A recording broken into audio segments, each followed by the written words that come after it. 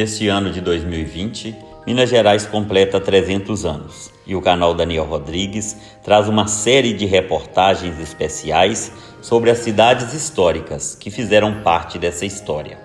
Hoje, nosso passeio é em Tiradentes, conhecida como cidade berço da liberdade e famosa pela sua arquitetura da era colonial barroca.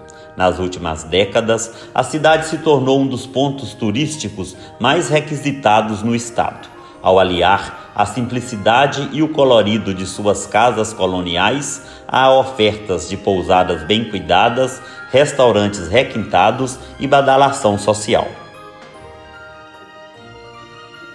Eu sou o Daniel Rodrigues, das organizações Daniel Festas e do Hotel Fazenda Pouso Real, e hoje estamos na cidade de Tiradentes, conhecida como Berço da Liberdade. Acompanhe este passeio que vai ter muitas histórias interessantes.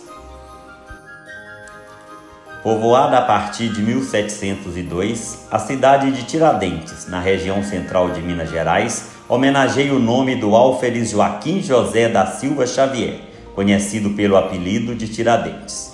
Poucas ruas formam a cidade com cerca de mais de 7.000 moradores, entre eles algumas centenas de profissionais das mais diversas áreas que optaram por dividir suas moradias entre o agitado eixo Rio-São Paulo-Belo Horizonte e o clima pacato nas montanhas, construindo casas na região.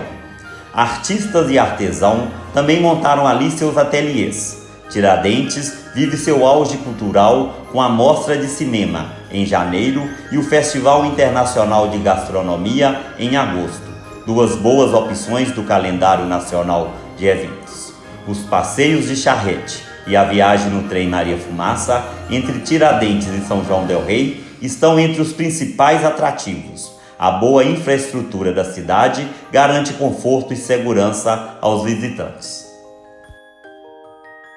A Igreja Matriz de Santo Antônio é o mais antigo e principal templo católico de Tiradentes e um grande exemplo de arquitetura da arte barroca e rococó. Suas origens estão ligadas à própria fundação da cidade, o antigo Arraial Velho do Rio das Mortes. Uma primeira capela foi erguida em data incerta, tornando-se a sede da primeira freguesia da comarca do Rio das Mortes. Em 1710, um grupo de devotos fundou a Irmandade do Santíssimo Sacramento e, aparentemente, neste mesmo ano foi criada a paróquia e foram lançados os fundamentos para uma nova e maior igreja.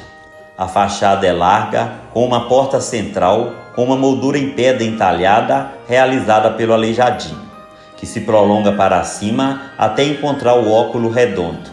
Nas laterais se abrem 2 janelões com balaustradas. O frontão é simples, ornamentado com 2 volutas nas laterais, coroada de pináculos, tendo ao centro uma cruz e 2 pinhas.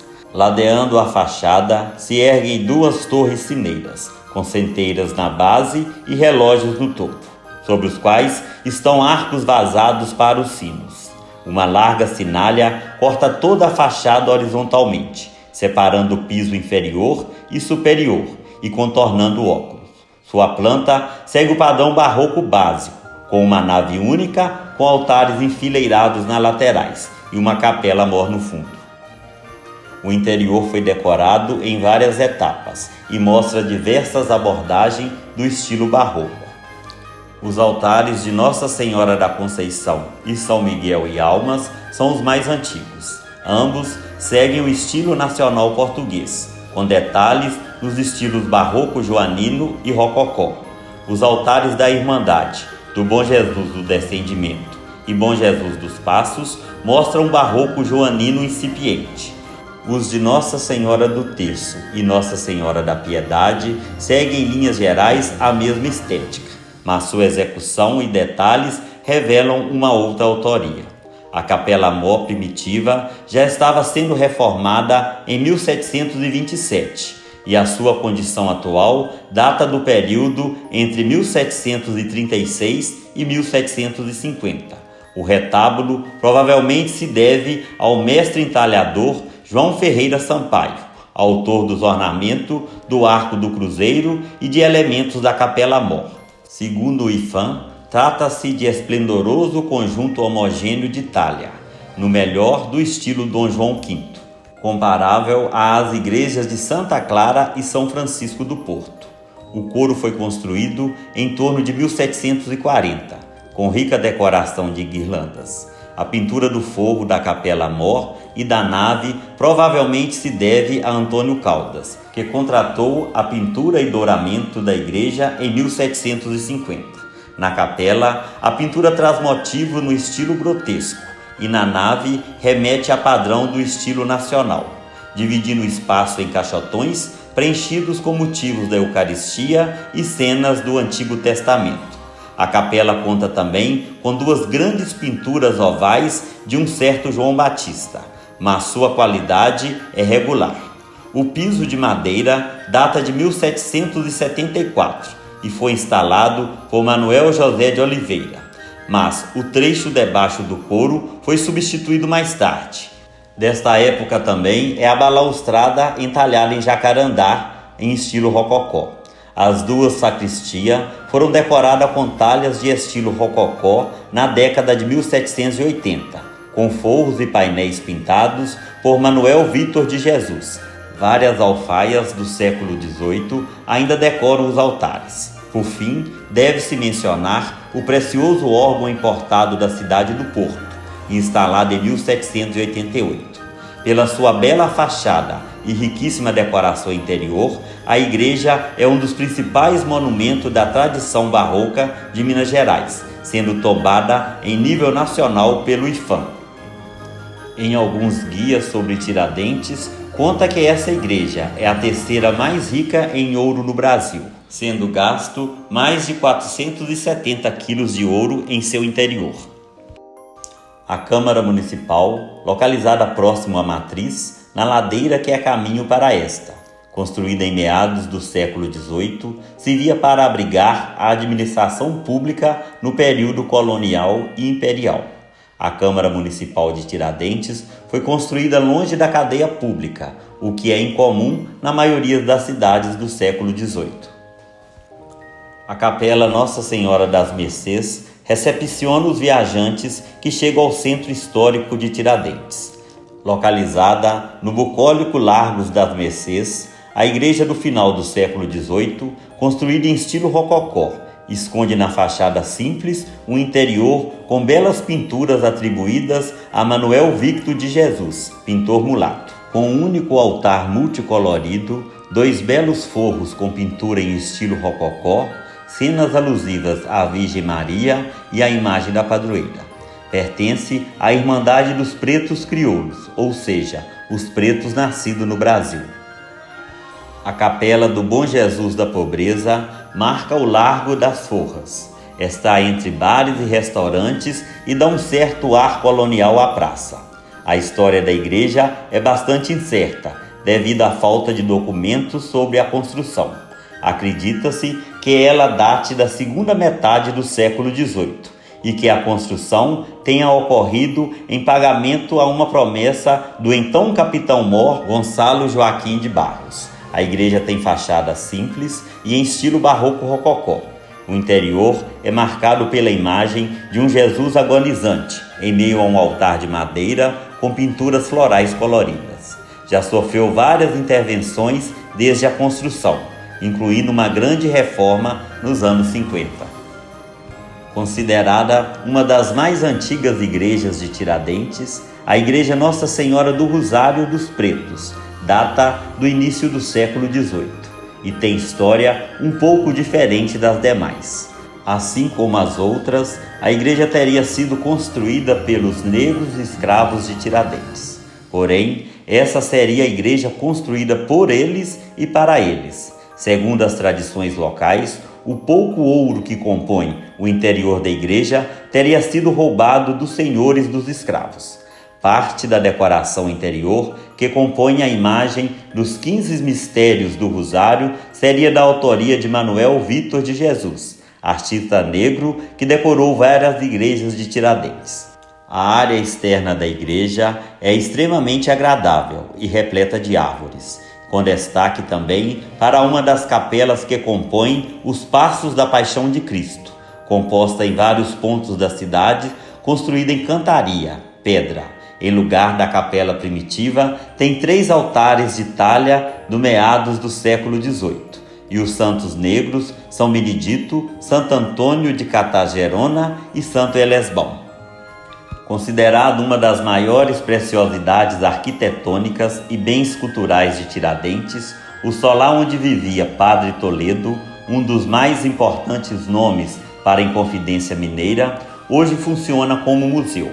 A casa, de andar térreo e padrão colonial, reserva detalhes como forro pintados, decoração rara da época. O luxo da casa se compara às habitações de nobres em Portugal, sendo hoje aberta à visitação de turistas que se encantam pela riqueza e preservação dos detalhes. Construído em meados do século XVIII, o chafariz de São José servia para o fornecimento de água aos moradores de Tiradentes. O local é marcado por uma construção que se assemelha às fachadas das igrejas barrocas. Ao todo, havia 3 pontos de água, um para o consumo humano, outro para os animais e o terceiro servia para os escravos lavarem roupas. A água chegava ao chafariz através de um pequeno aqueduto com origem no Bosque Mãe d'Água, localizada nos fundos do local. Ainda hoje é possível ver a beleza do chafariz, bem preservado no centro histórico de Tiradentes. A área onde está o chafariz tem um ar bucólico e belas construções coloniais, excelente para um passeio tranquilo. A estrada de ferro oeste de Minas, que atualmente liga São João del Rei a Tiradentes, foi inaugurada em 1881, com a presença do imperador Dom Pedro II, funcionando até hoje. A linha foi construída em bitola de 76 centímetros. O trem é puxado por locomotivas a vapor, popularmente conhecidas por Maria Fumaça. Há exemplares de fins do século XIX, mas as locomotivas que circulam são do início do século XX. A estrada de ferro já possuiu 720 quilômetros em bitola de 76 centímetros. Hoje, somente o trecho de 12 quilômetros que liga São João del Rei a Tiradentes está funcionando. Os trens partem nas sextas, sábados, domingos e feriados. São 10 horas e 15 horas de São João del Rei e 13 horas e 17 horas de Tiradentes. Na estação de Tiradentes também acontece a rotunda, o incrível giro da locomotiva feito à mão. Do alto do morro, a delicada capela de São Francisco de Paula completa toda Tiradentes. Ali está a cidade aos seus pés. Diante da igreja, é possível ver a matriz de Santo Antônio cercada pelos belos casarões coloniais e pela paisagem da serra ao fundo. Construída provavelmente em meados do século XVIII, traz o diferencial das capelas tiradentinas, que é ter as sineiras inseridas no corpo da sua fachada. No interior, o singelo retábulo mor traz a imagem do Santo Padroeiro e as imagens Nossa Senhora do Carmo e Santo Antônio. Nas paredes laterais estão reproduções de 2 ex-votos do século XVIII. A Capela de São João Evangelista está entre as mais simples igrejas de Tiradentes e pode até passar despercebida aos olhos mais desatentos.